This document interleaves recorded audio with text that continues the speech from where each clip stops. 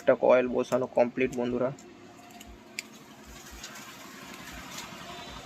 এটা হলো সিলিং পাখার ওপরে যে পেপারটা থাকে না, ওই পেপার দিয়ে কয়েলটা বাঁধা কমপ্লিট করছি।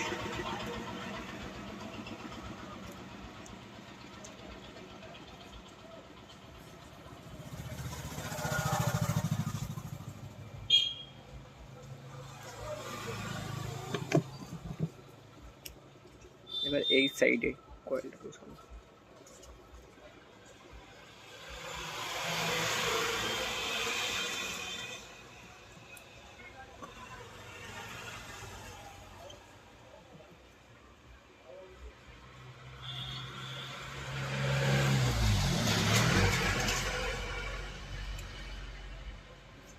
ফার্স্ট যে ভিডিওটা সেটা আমার প্রথম ভিডিও ছিল, তো এর জন্য কিছু বলতে পারলাম না।